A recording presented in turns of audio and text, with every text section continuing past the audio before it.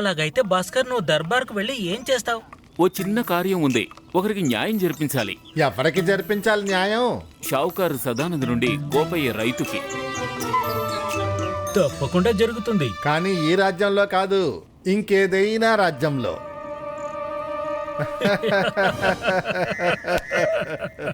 అదేంటంటే భాస్కర్, నువ్వు విజయనగరానికి చాలా ఏళ్ల తర్వాత వచ్చావు, అందుకే నీకు తెలియదు అనుకుంటాను. ఈ విజయనగరంలో న్యాయం జరిగే కార్యక్రమం అనేది ఎప్పుడో ముగిసిపోయింది. ఆ విషయం నాకు వదిలేయండి. ఒక్క మారు నన్ను దర్బారుకు తీసుకువెళ్ళండి చాలు. ఆ తర్వాత నేను ఇక్కడి నుంచి వెళ్ళిపోతాను.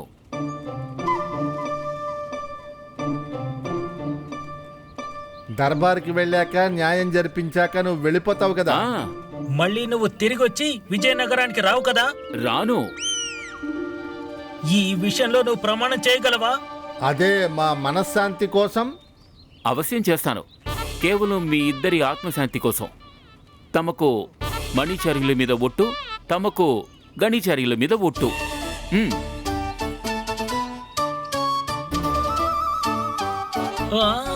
మణిచారులు గారు, మనము ఈ భాస్కర్ ని ఒకసారి దర్బార్కు తీసుకువెళ్ళాలి. అవును ధనిచార్యులు గారు, మనమేమన్నా ఇతన్ని భుజాల మీద ఎత్తుకొని పల్లకిలో తీసుకెళ్లాలా? కానీ ఒక్క విషయం గుర్తుంచుకో, మళ్ళీ తిరిగి ఇక్కడే ఉండవు కదా. ముమ్మాటికి ఉండను. 2 ప్రమాణాలు చేశాను. అయితే మా వెనకాలేరా, పదండి.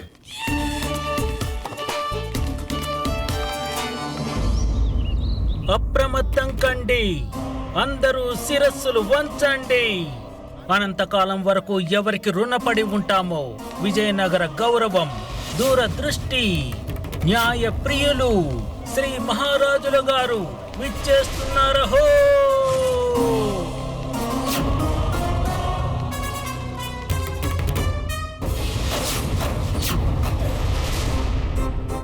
నువ్విక్కడేం చేస్తున్నావు? మహామాత్య గారు ప్రణామాలు. నేను తమను కలవడానికి వచ్చాను. తమరు నన్ను దర్బార్లో ఏవైనా చిన్న చిన్న పనులు చేయడానికి పెట్టుకున్నారంటే. అప్రమత్తం, శిరస్సులను వంచి నిలబడండి. సమయం గతి ఆగుతుంది. విజయనగర రక్షకులు, మహావీరులు, సదాచారి, మహారాజాది రాజా శ్రీ బాలకుమారులు విచ్చేస్తున్నారహో.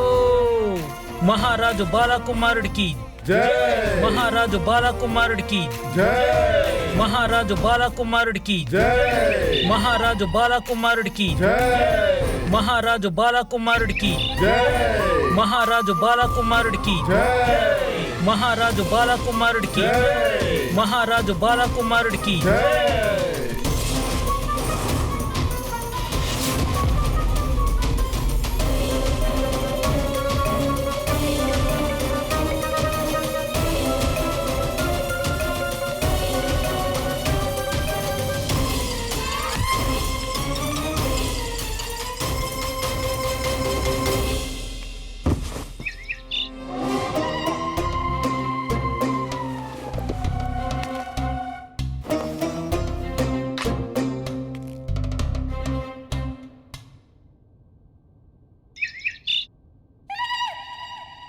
ఈ వ్యక్తి అసలు నా దర్బార్లోకి ప్రవేశించే సాహసం ఎలా చేశాడు?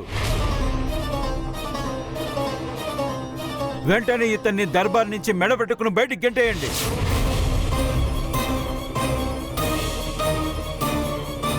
మహామత్య గారు, మా ఆదేశాన్ని పాటించండి. ఈ వ్యక్తిని మెడపెట్టుకుని బయటికి గెంటేయండి. సైనికులారా. అరే, కానీ నా దోషమేముంది? అరే, నా దోషం ఏంటో నాకు చెప్పండి. అప్పుడు నేనే వెళ్ళిపోతాను. నా దోషం ఏంటో చెప్పండి.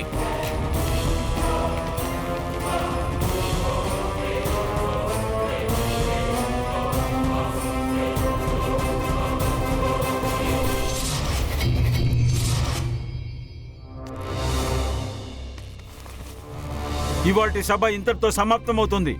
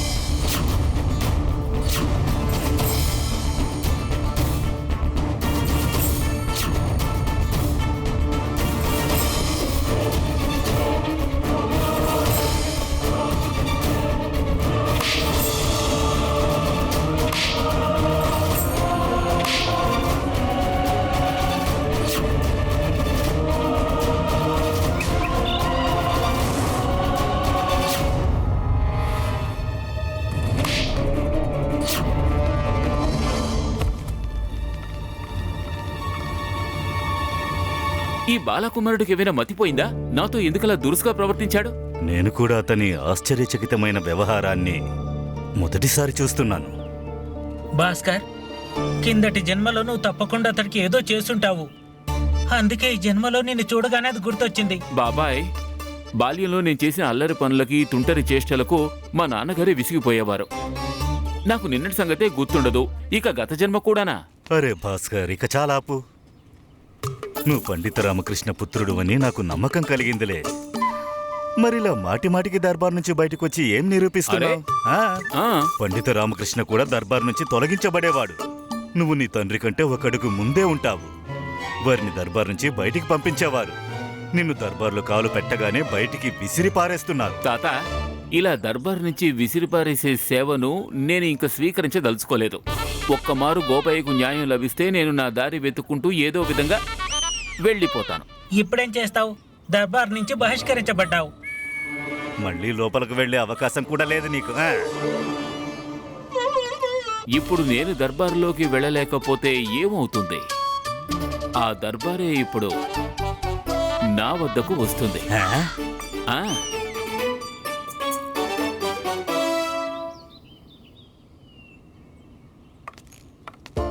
భాస్కర్, ఇదిగో భాస్కర్, ఈ లడ్డు తిను. ఈ డబ్బాలో ఉన్న మొత్తం అంతా తినేయి.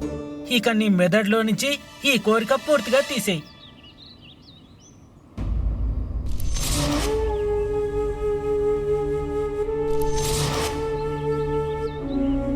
ఈ చెట్టు కింద నువ్వసలు దర్బార్ని ఎలా ఏర్పాటు చేస్తావు భాస్కర్? ఏం న్యాయం చేయగలుగుతావు? న్యాయం మీద నుంచి విజయనగర వాసులకు పూర్తిగా నమ్మకమే పోయింది. న్యాయం కోసం వాళ్ళు దర్బారుకే వెళ్ళడం లేదు, మరి ఇక్కడికెలా వస్తారు? ఏదైనా చమత్కారం చేస్తావా? చమత్కారమే జరగబోతోంది తాత. న్యాయ రూపంలో చమత్కారం. ఎలా? ఏం ఆలోచిస్తున్నావు? అలాగే ఈ చమత్కారం అంటే న్యాయాన్ని చూడ్డానికి అసలు ఇక్కడికి ఎవరు వస్తారు? వస్తారు, మొత్తం వస్తారు. ఎలా వస్తారు? అది వాళ్ళ సమస్య తాత. నడుచుకుంటూ వస్తారు, గుర్రం మీద వస్తారు, పరిగెత్తుకుంటూ వస్తారు. కానీ అది ఓ తాత, లడ్డూ రుచిని ఆస్వాదించనివ్వకుండా కానీ కానీ అంటూ ప్రశ్నలు వేస్తూనే ఉన్నావు. కొంచెం ఆగు, చెప్తాను.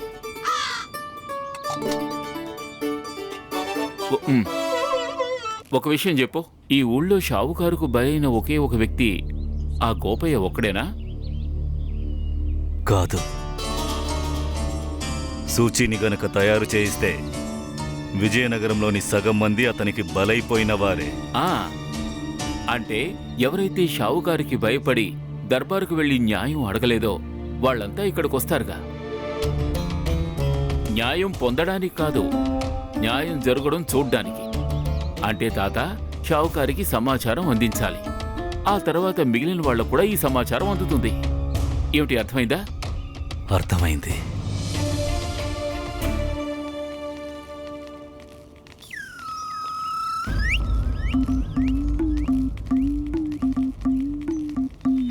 పండిత రామకృష్ణ కాదు భాస్కర్, రెండు ఒక్కటే. కానీ ఇతడు విజయనగరం నుంచి ఎందుకు ఇంకా వెళ్ళిపోలేదు? పల్లకిని ఆపండి.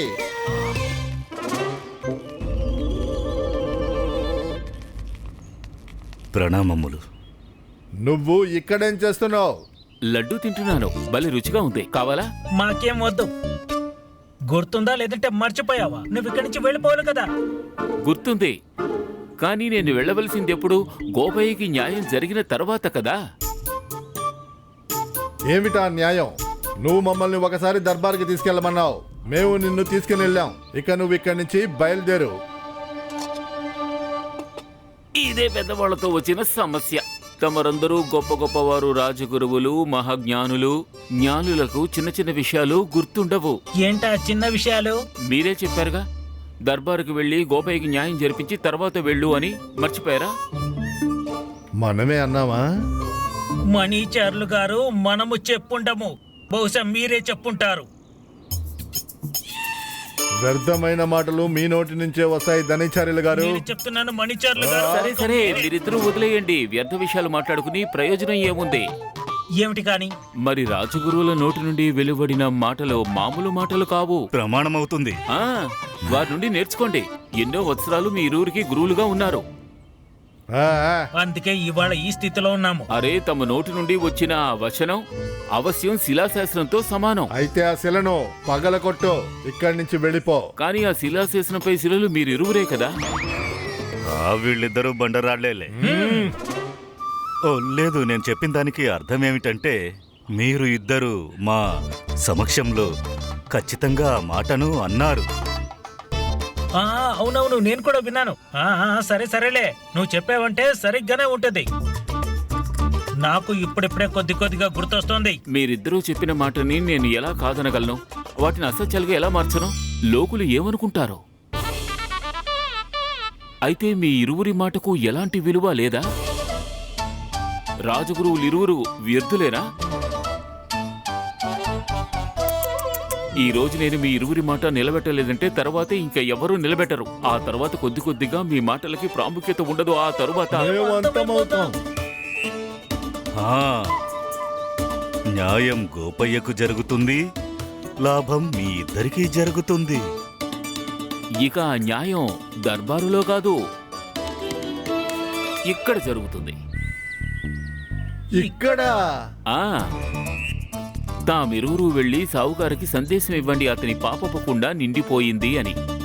అది రేపు మధ్యాహ్నం ఇక్కడే పగులుతుంది. అందులోంచి న్యాయం వెలువడుతుంది.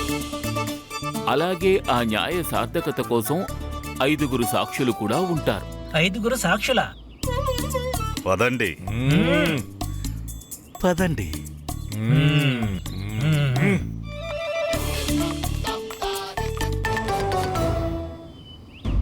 అందరికంటే ప్రియమైన వాడు పుత్రుడు, పుత్రుడు కంటే ప్రియమైనది వడ్డీ. అసలు ఈ భాస్కర్ ఎవరు? సౌకార్ గారు, అతని పేరైతే అదే, మీరన్నదే భాస్కర్. ఎవరు అతను నాకు వ్యతిరేకంగా నిర్ణయం తీసుకునేది న్యాయం చేయడానికి?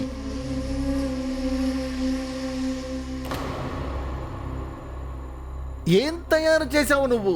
ఎన్నిసార్లు చెప్పాను నేను కేసరిని కలిపి చెయ్యమని. అలాగే. ఈ రాజ్యంలో ఎవరికీ తెలివి లేదు. అతడు అలా ఎలా చెయ్యగలడు? అతడు ఏమైనా చెయ్యగలడు. పండిత రామకృష్ణుడి పుత్రుడు కదా. రామకృష్ణ అంటే అతనా? అతను చనిపోయి ఎన్నో ఏళ్ళైపోయింది కదా, కానీ వంశాన్ని వృద్ధి చేశాడు కదా.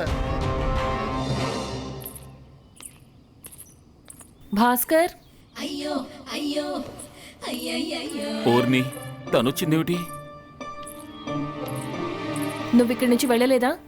నేనెలాగో వెళ్తానులే, నీకెందుకంత తొందర? నాకు కాదు, నీకు సమస్యలో ఇరుక్కోవాలనే తొందరుంది కదా. ఒకదాని నుంచి భయపడకుండా రెండవ దానిలో ఇరుక్కుంటావు. వెళ్ళిపో ఇక్కడి నుంచి. ఎవరి కోసం ఉన్నావు? న్యాయం కోసం. ఎన్నో ఏళ్ల తరువాత ఇక్కడ మొదటి న్యాయం జరుగుతుంది. ఆ తర్వాత నేను వెళ్తాను. నేను నీ న్యాయం జరిపించే మాటల్లో ఎప్పటికీ పడను. నీ కారణంగా నా కుటుంబానికి ఏమైనా జరిగింది అనుకో, అప్పుడు చెప్తాను.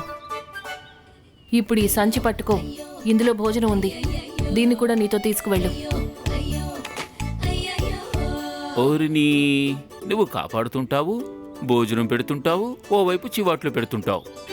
అసలు నీ ఉద్దేశం ఏంటి? నిన్ను కాపాడాలనుకుంటున్నాను. నిజమేనా? నన్ను కాపాడుకోవాలనుకుంటున్నాను. నీ కారణంగా మేమందరం సమస్యల్లో ఇరుక్కుంటాం. మరొక విషయం, మీ నాన్నగారు ఎన్నో ఏళ్ల క్రితం నాకొక పత్రాన్నిచ్చారు. వారికి నమ్మకం ఉంది నువ్వొస్తావు, నన్ను తప్పకుండా కలుస్తావు అని. ఇక్కడి నుంచి వెళ్ళిపోయే ముందు నీ ఆస్తిని నా దగ్గర నుంచి తీసుకో.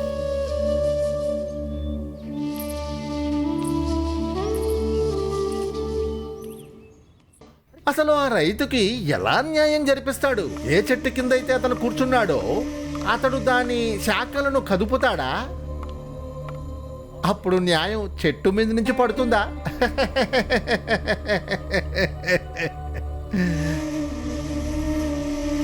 అతని దగ్గర ఏదైనా సాక్ష్యం ఉందా? ఎవరది? ఈ సంపూర్ణ రాజ్యంలో నాకు విరుద్ధంగా సాక్ష్యం ఎవరు చెప్తారు? ఆ భాస్కర్కి ఒక్క సాక్ష్యం కూడా లభించదు. కానీ ఒకరు కాదు, 5 సాక్షులు సిద్ధంగా ఉన్నారు.